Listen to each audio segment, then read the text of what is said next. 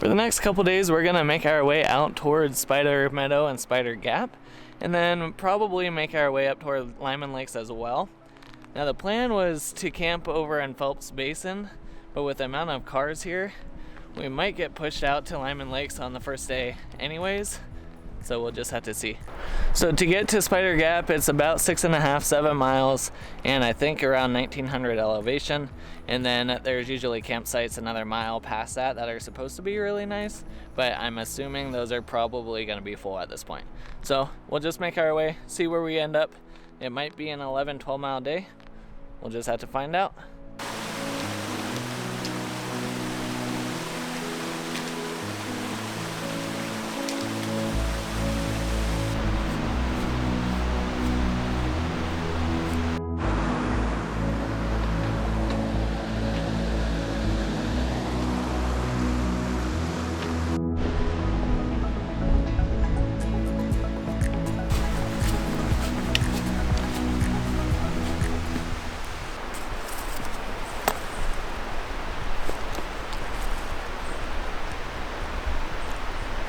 Some of them are still a little tart, but pretty good.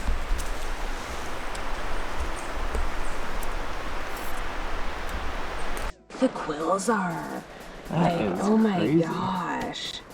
These like look kind of charred, and I know people, they'll take burning sticks to the porcupines so they can skin off the quills before it makes it safer to open. So like I was like, well, was someone charring these? But it's kind of a weird place to do it. So Totally. Yeah, it does seem really random. that someone came along. To share the wonders of nature. Yeah, seriously.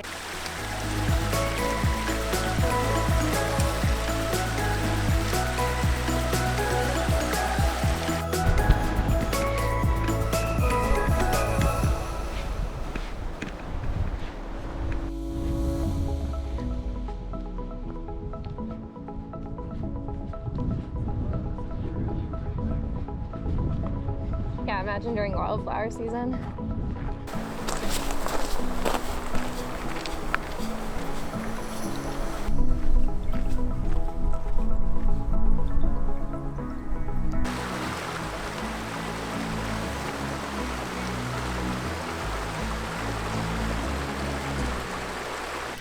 Okay, when it comes to campsites, usually we have to compromise. I personally love the sound of rushing water. It's really calming at night when you're trying to sleep. However, a lot of times the places that we go, we're going for views or we're really high up, so you don't really get that sound of the rushing water like a creek would make. So instead we compromise with absolutely stunning views. Now this might be one of the best campsites we have found because we have amazing views. We have a beautiful stream with crystal clear water, so you're getting that water sound at night. We got huckleberry plants all around us. We got some wildflowers, and it is peaceful and quiet here. So I am stoked about this campsite. Fall is definitely coming though. These have already turned colors. It's kind of crazy. It's really early.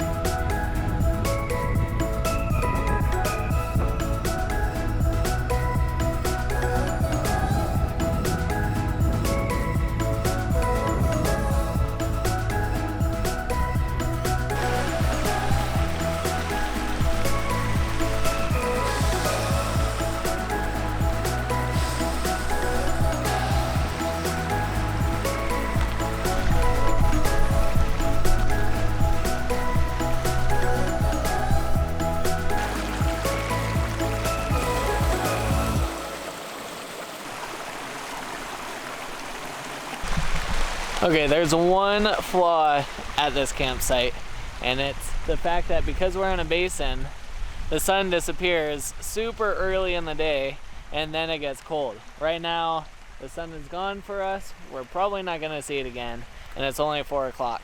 So It definitely cools down a lot faster in these basins, and there's a nice breeze that's coming through too. That's a little on the chilly side as well. There's Sarah munching away like crazy. Whatever.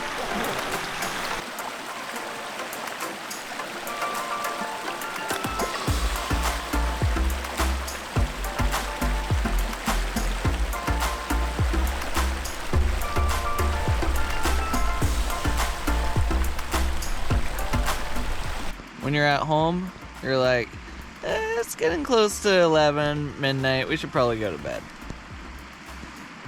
And then outside, you're like, oh my god, we should probably go to bed. It's like not quite dark yet, but what time is it? Oh, it's 7:40? It's so late. We should go to sleep. Yep, that's how the outdoors works.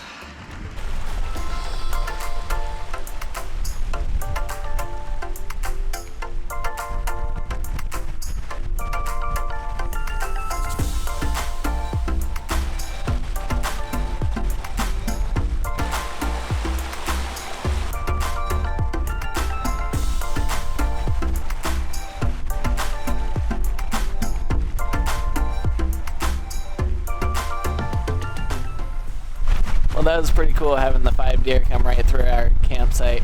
I have no idea where they came from though. I don't know if they came up and over the mountains, if they're that agile. I'm not sure, but they're just up there playing around, having a good time.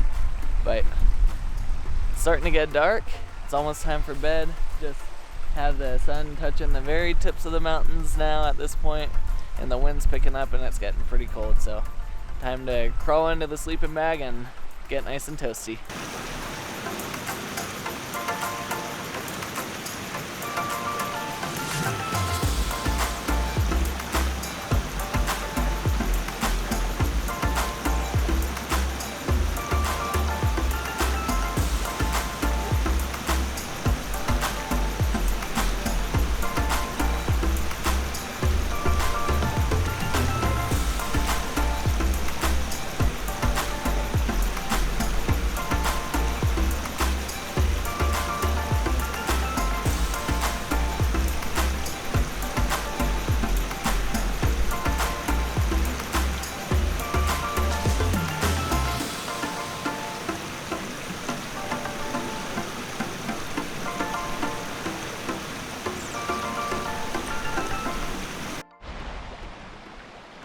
So here's the plan for today.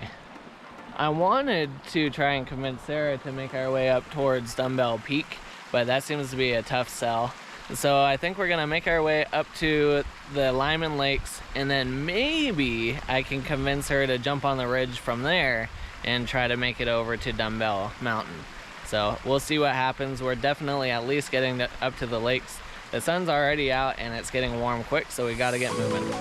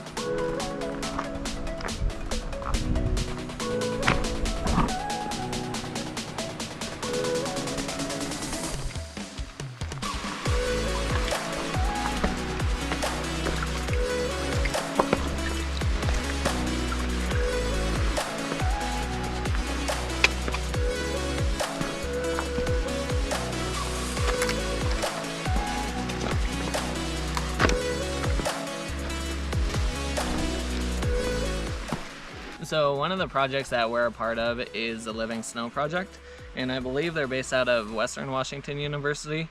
But essentially what they're doing is they have people like us go out and get samples of pink snow, and we send it back to them, and then they analyze it for algae and all that type of stuff that might be impacting the different glaciers and snowfields in the state. So that's what we're doing here now that we found some pink snow. So seems to be pretty simple. All you have to do is pack the vial with snow, seal it up, and then send it right back into them, and then they take over the rest. So we got some pink snow here. We're gonna start collecting it. And that is really pink. So it'll probably take a little bit to pack all this. We'll do a couple from little different patches right here. We'll come up to this spot. Actually, you up here. These are a lot more red, babe.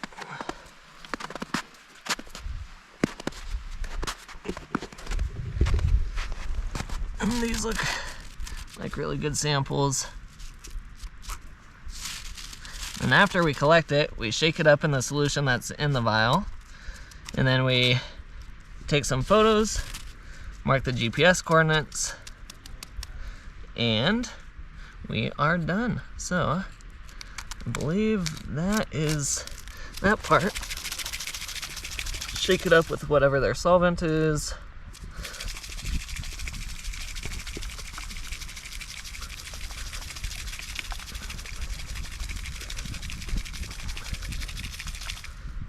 And so now it's all mixed up.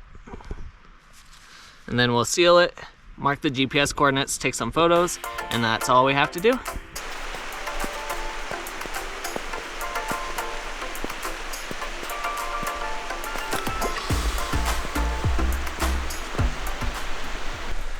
If I had known there'd be this much snow, I probably would have brought the snowboards. This is pretty awesome. If you're looking for some late season turns, this could be it. Sunscreen time. Yep. So we've got the gap just ahead, and then we'll head down to Lyman Lakes, kind of see where we're at timing wise. Today's a lot hotter than yesterday, and we're like, bring back the fall weather. But it's a good trip so far. Funny enough, Sarah's the one that loves hot weather, and she's dying, and I'm doing great. It's hot. Here's the good old Glissade Trail going all the way up.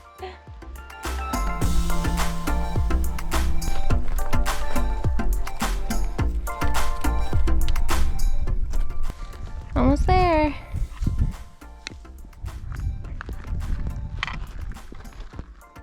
Gotta go right up there. All right, so we're at Spider Gap. Oh my gosh, yeah, you can totally see Lyman is right down there. That's another basin, but wow, is it absolutely beautiful. Rockfall. A little bit of rockfall. Ooh, it's fun. Always gotta watch out for that.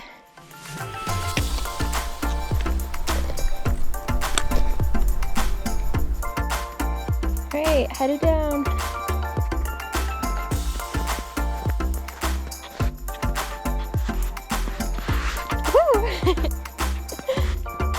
This is why you have technicals.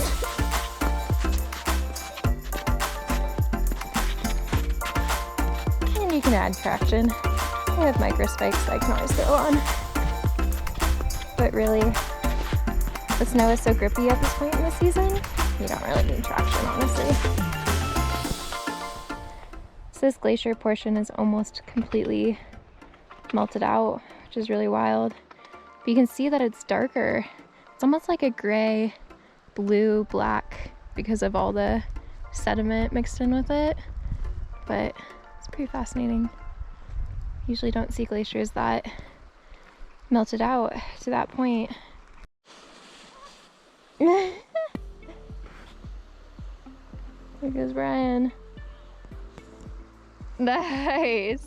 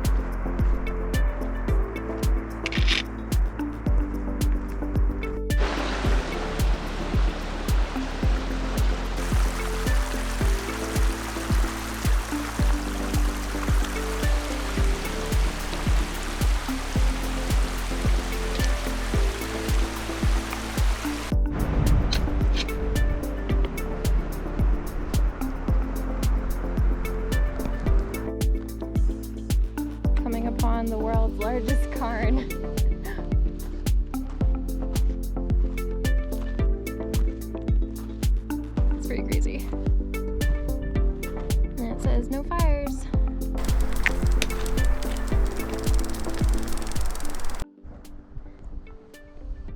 Brian's picking all the berries. But I think we're just about through to Lyman. I think it's just up and over this.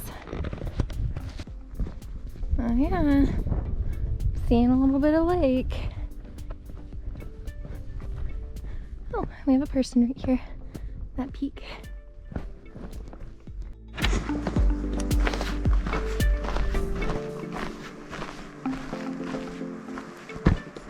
Lower Lyman Lake.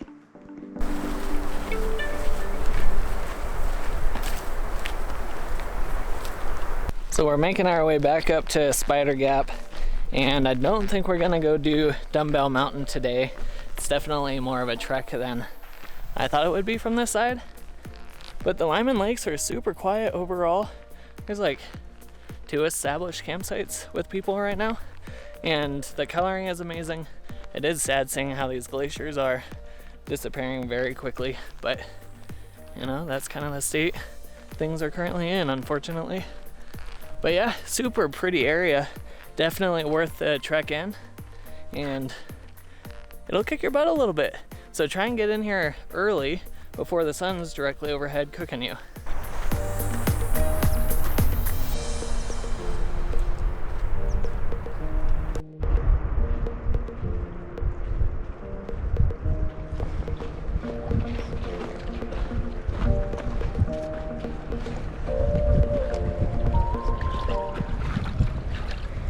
Still pretty cold, actually. I figured. Yeah. But it feels nice. It was hotter out. Probably don't know.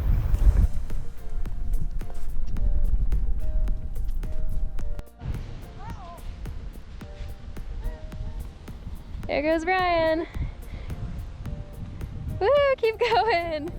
Just got back to the campsite, and like I said, we would be in the shade, which actually is pretty fine because it's a warm day and it's pretty warm out still, even though we're in the shade. But now we're gonna fire up some water. We just took a little dunk in the stream, cleaned off a little bit, and it's time for lunch. Time for lunch. Time for dinner. It's dinner time. We've been gone all day. Oh.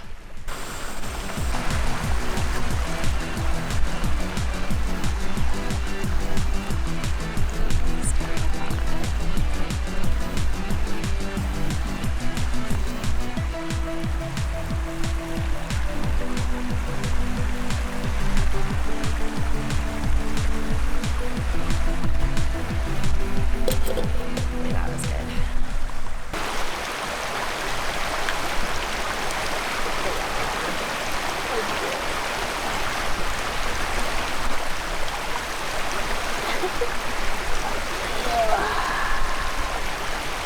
Okay, it's time for us to head back out. The total mileage for this trip will be right around 22 miles with about 5,300 total elevation gain. Spider Gap adds a lot of that elevation, so getting up to Spider Meadows is relatively easy. So if that's the end of your journey, then you won't have nearly as much elevation. But it's really hard to leave such a pretty place like this, but we have to head back. Yep.